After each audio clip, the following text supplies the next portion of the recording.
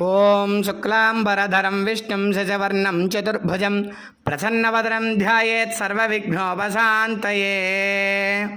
పూర్వకాలంలో నైమిషారణ్యంలో శౌనకాది మహర్షులందరూ కూడా సూతమహాముని చూసి, ఓ ఋషివర్య, స్త్రీలకి సకల సౌభాగ్యాలు పుత్ర సంతతి కలగజేసేటువంటి ఏదైనా ఒక వ్రతమని మాకు ఉపదేశించండి అని చెప్పేసి కోరారుటండి. ఆ శౌనకాది మహర్షులందరూ కూడా ఋషులు ఎందుకు కోరతారు? అన్ని కోరికలు కూడా వారు త్యజించి కుటుంబ బాధ్యతలు, సంసారం ఇవన్నీ కూడా విడిచిపెట్టిన వాళ్ళనే ఋషులు అంటాం. ఇంకొక మాట ఏమిటయ్యా అంటే, ఆ శౌనకాది మహర్షులు కూడా సూతమహాముని ఉపదేశించమని చెప్పారు. ఉపదేశము అంటే ఏమిటి అంటే, ఎక్కడైనా ఒక విషయం జరిగిందనుకోండి, మనకి నచ్చిన వ్యక్తి అనుకోండి, అది మంచి జరిగితే మనం సహజంగా మానవులకి ఉండేటువంటి గుణం ఏమిటంటే, ఆ వ్యక్తి మనకి ఇష్టం కనుక కొద్దిగా మంచి పని చేసినా అది ఎక్కువగా మనం చెబుతూ ఉంటాం. అదేవిధంగా ఒక మనిషి మనకి నచ్చలేదు, ఒక వ్యక్తి తను ఏదైనా చిన్న తప్పు చేసినా అది కూడా మనం ఎక్కువగా ప్రచారం చేస్తాం అన్నమాట, ఇంకా ఎక్కువ తప్పు చేసినట్టుగా. కానీ ఋషులు, సాధువులు, సన్యాసులు వీరందరూ కూడా చెప్పేది ఎందుకు ఉపదేశం అంటారంటే, యథా తథం, ఏది ఎలా జరిగిందో అలాగే చెబుతారు.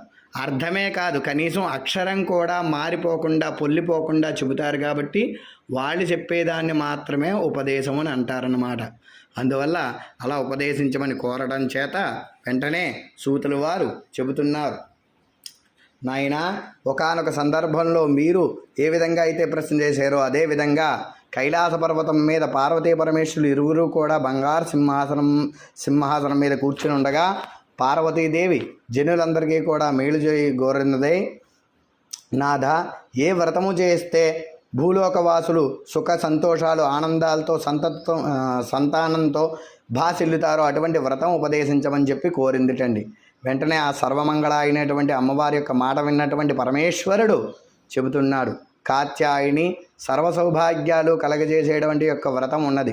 ఆ యొక్క వ్రతం శ్రావణ పౌర్ణమి ముందుగా వచ్చేటువంటి శుక్రవారం నాడు ఆచరించాలి. ఎవరైతే భక్తి శ్రద్ధలతో ఆ యొక్క వరలక్ష్మి వ్రతాన్ని ఆచరిస్తారో వాళ్ళకి సకల సంపదలు కూడా కలుగుతాయని చెప్పేట.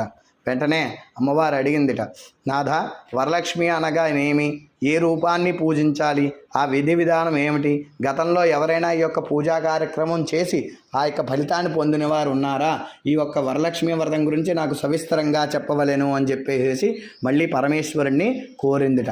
వెంటనే పరమేశ్వరుడు, కాత్యాయిని, వరలక్ష్మి వ్రతం గురించి సవివరంగా చెబుతున్నాను, శ్రద్ధగా వినము. పూర్వము కుండినంబు అనే ఒక పట్టణము గలదు.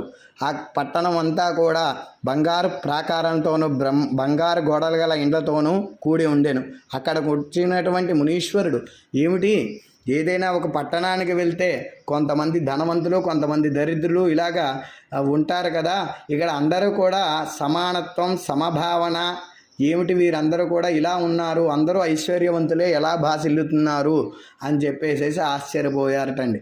అప్పుడు అక్కడ ఉండేటువంటి జనులందరూ కూడా ఒకే మాట అంటున్నారు, ఇదంతా కూడా చారుమతీదేవి యొక్క భాగ్యోదయం చేత మాకు ప్రసాదించినటువంటి ఐశ్వర్యం అని చెప్పారు. అసలు చారుమతి అంటే ఎవరు, ఆవిడ ఏం చేసింది అని చెప్పేసి అడిగారట. చారుమతి అని ఒక బ్రాహ్మణ స్త్రీ ప్రతినిత్యము కూడా సూర్యోదయాత్ పూర్వమే లేచి తన యొక్క ఇంటి పనులన్నీ కూడా చక్కగా నెరవేర్చుకుంటూ భర్తకు పూజ చేసి అత్తమామలను కూడా పూజించేది. పూజించడము అంటే ఏమిటయ్యా అంటే, అవసరాలు అడగకుండా తీర్చడాన్ని పూజించడం అంటారు.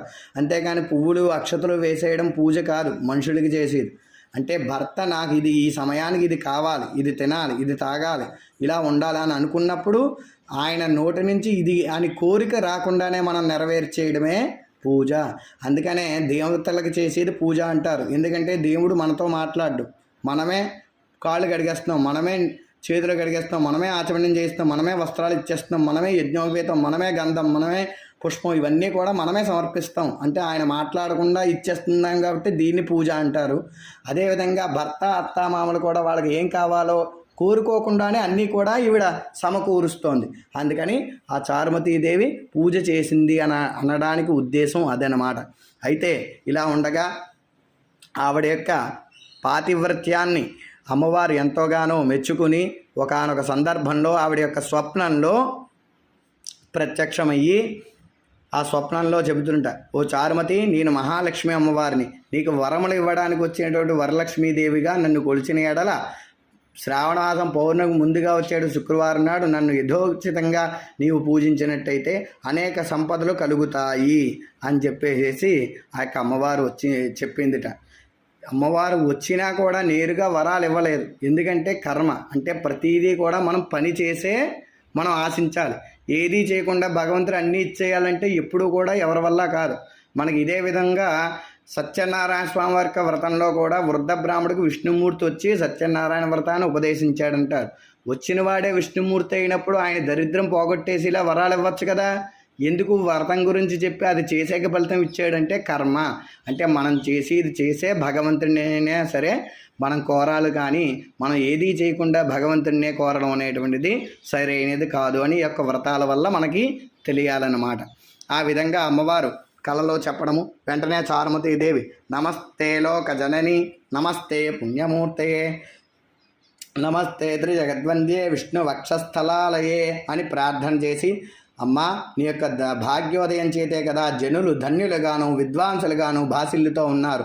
అజ్ఞాన అంధకారాలైనటువంటి నీ యొక్క పాదస్పర్శతో తొలగిపోయి మాకు జ్ఞానాన్ని ప్రసాదించే దేవత నీవు, అష్టైశ్వర్యాలు ప్రసాదించే అమ్మవారివి నీవని చెప్పేసి అనేక విధాలు ప్రార్థించింది. అమ్మవారు సంతోషించి అచ్చటి నుంచి ఆ స్వప్నంలోనే అంతర్ధానం అయిపోయింది. మెలకువ తెచ్చుకుని దశ దిశలా కూడా చూసిందిట ఈ యొక్క చారుమతీదేవి. ఎక్కడా కూడా కనబడక ఓహో నేను కలగంటిని అని చెప్పేసి ఉదయం లేచిన వెంటనే భర్త అత్తమామలతోనూ కూడా ఈ యొక్క స్వప్న వృత్తాంతం అంతా కూడా చెప్పిందిట. వారు కూడా ఈ యొక్క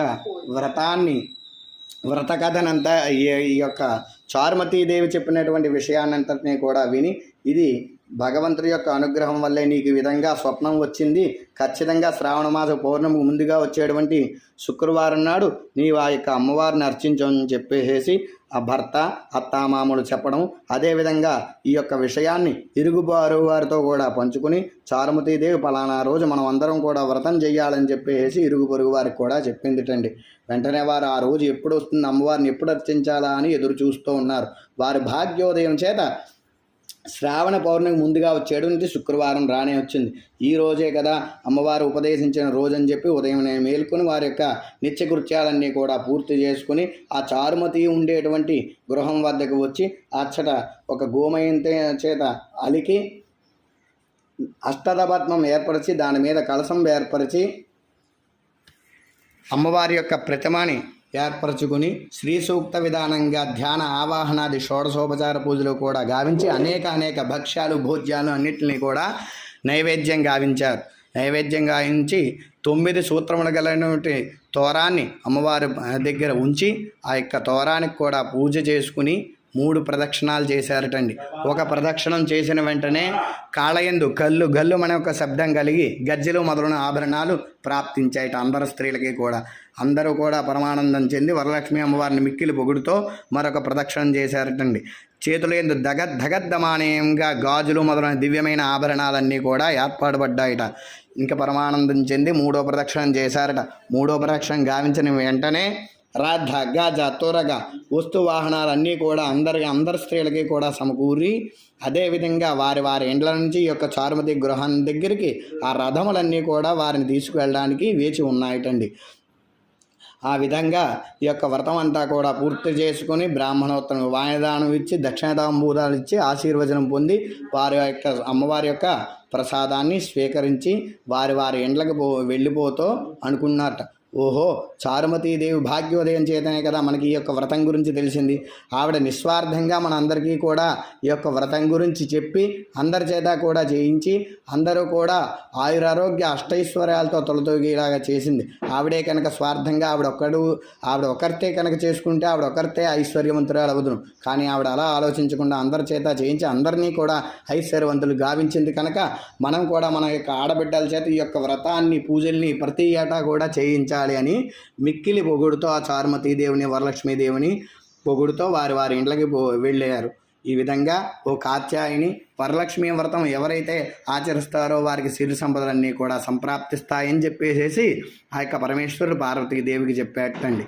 అంతటా ఆ యొక్క విధానం అంతా వ్రత విధానం అంతా కూడా శ్రద్ధగా వింటున్నటువంటి వ్యాస భగవానుడు తన యొక్క శిష్యుడైనటువంటి సూతుల వారికి చెప్పడము, సూతుల వారి ద్వారా సౌనకాది మహర్షులు తెలుసుకోవడము, సౌనకాది మహర్షుల ద్వారా ఋషుల ద్వారా సాధువులు సన్యాసులు కూడా తెలుసుకుని, ఆ సాధువులు సన్యాసులు పూర్వం కూడా దేశయాటన చేసేవారు. ఇప్పుడు పెద్ద పెద్ద పీఠాధిపతులు ఏ విధంగా అయితే వస్తారో అలా వారు తిరుగుతూ ఉండేవారు. వారు కనిపించినప్పుడు మన పూర్వీకులు వారికి అర్ఘ్యపాద్యాదులన్నీ కూడా ఇచ్చి వారికి ఉన్నటువంటి కష్టాలు బాధలు చెప్పుకుంటే కష్టాలు బాధలు తొలగిపోవడానికి ఉపదేశంగా అనేక వ్రతాలు మనకి సంప్రాప్తించారు. అదేవిధంగా వరలక్ష్మి వ్రతమైన, వినాయక వ్రతమైన, కేదార వ్రతమైన ఇలా మన పూర్వీకుల ద్వారా మనం తెలుసుకుని వారు చేస్తూ మన చేత చేయిస్తూ నాటి నుంచి నేటి వరకు కూడా ఇవి నిర్విఘ్నంగా జరుగుతూ ఉన్నాయి. ఆ యొక్క ఫలితాన్ని మనం కూడా అంతో ఇంతో పొందుతూ ఉన్నాం. స్వస్తి ప్రజాభ్య పరిపాలయంతాం న్యాయేన మార్గేణ మహిషా గోబ్రాహ్మణేభ్య శుభమస్తు లోకా సమస్తా సుఖినో భవంతు. జై బోలో మాతా మహారాజ్ఞీ కీ జై.